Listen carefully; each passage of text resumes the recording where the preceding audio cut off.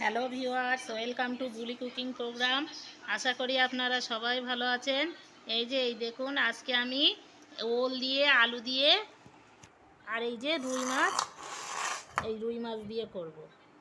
আজকে আমি ওল দিয়ে মাছ দিয়ে রেসিপি করব। কিভাবে করব আপনারা ভিডিওটা না টেনে সম্পূর্ণ দেখতে থাকুন, দেখলে ভালো লাগবে আশা করি। প্রথমে আমি ওল আর এই আলুটা বেছে নিয়েছি, মাছটাও বেছে নিয়েছি। এখন আমি এগুলো সব ধুয়ে নেব। এই দেখুন, ওল আর আলুটা আমি ভালো করে ধুয়ে নিয়েছি। এখন আমি একটু গরম জলে এটা সিদ্ধ করে নেব, কারণ এখনকার এই বর্ষার সময় ওল গাল ধরার ভয় থাকে। যদি একটু সিদ্ধ করে লবণ দিয়ে সিদ্ধ করে ফেলে দেওয়া হয় জলটা, তাহলে আর গাল ধরার ভয় থাকে না। সেই জন্য আমি কড়াই বসিয়ে দিয়েছি। এই যে কড়াইতে জল দিয়ে দিয়েছি, দিয়ে এখন আমি এইগুলো সব দিয়ে দেব।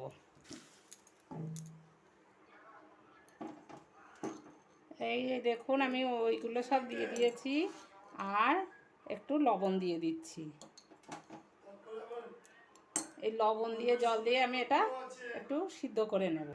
এই দেখুন, ওইদিকে আমি ওলটা সিদ্ধ করতে দিয়ে দিয়েছি। এখন আমি মশলাটা করে নেব।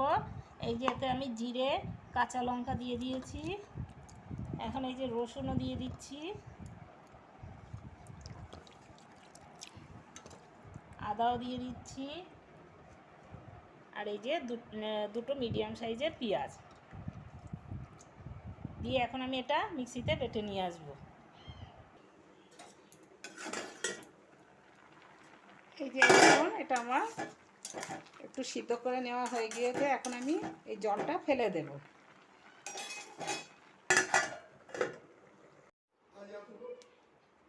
এই যে এখন আমি মাছটা ধুয়েও নিয়েছি, নিয়ে লবণ হলুদ দিয়ে মাখিয়ে নেব। মাখিয়ে নিয়ে এদিকে কড়াইও বসিয়ে দিয়েছি। কড়াইতেও তেল দিয়ে দেব। এটা কিন্তু আমার ভাজার কড়াই, যে কোনো ভাজাভুজি আমি এই কড়াইতেই করি। এই কড়াইতে করলে কি হয়, এগুলো গায়ে লাগে না, মাছ ভাজলেও লেগে যায় না। ওই জন্য আমি এই কড়াইতেই সমস্ত সব কিছু ভাজাভুজি করি।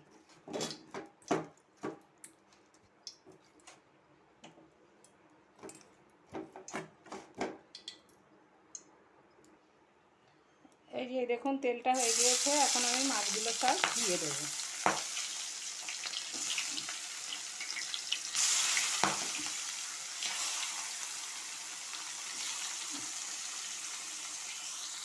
মাছগুলো দিয়ে এখন এগুলো আমি ভেজে, এই দেখুন, মাছগুলো আমার সব ভাজা হয়ে গিয়েছে। আমি তুলেও নিয়েছি মাছগুলো। এখন আমি এই যে কড়াই বসিয়ে দিয়েছি। কড়াই বসিয়ে দিয়ে এই যে তেল দিয়ে দিলাম।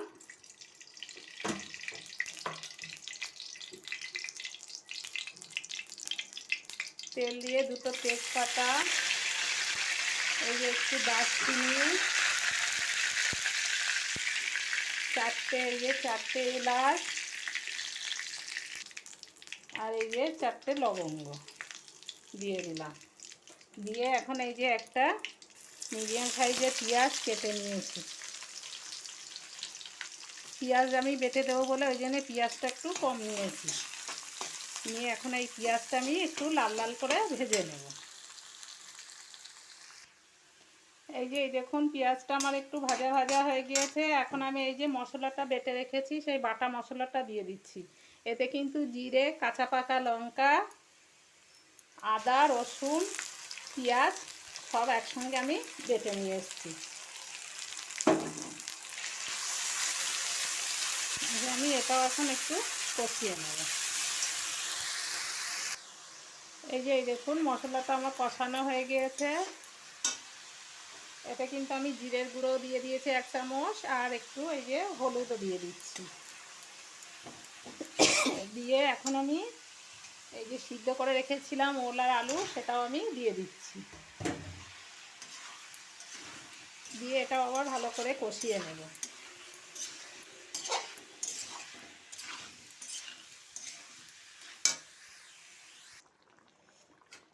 এই দেখুন, আমি এখন একটু জল দিয়ে আবার কিছুক্ষণ ঢাকনা দিয়ে ঢেকে রেখে দেব। এই দেখুন, আমি আর একটু জল দিয়ে দিয়েছি। জল দিয়ে এখন আমি মাছগুলো সব দিয়ে দিচ্ছি।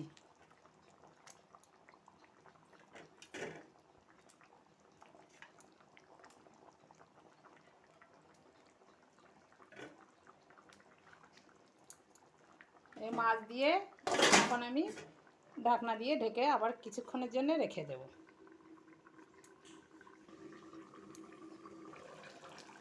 ব্যাস, এই যে দেখুন আমার হয়ে গিয়েছে ওল দিয়ে মাছ, রুই মাছ।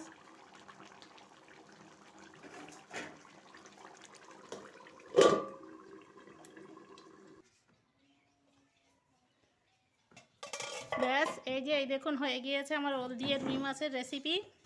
আর যারা এতক্ষণ ধরে দেখছেন তাদের অশেষ ধন্যবাদ। কেউ যদি নতুন হয়ে থাকেন তাহলে প্লিজ লাইক শেয়ার সাবস্ক্রাইব করে আমার পাশে থাকবেন।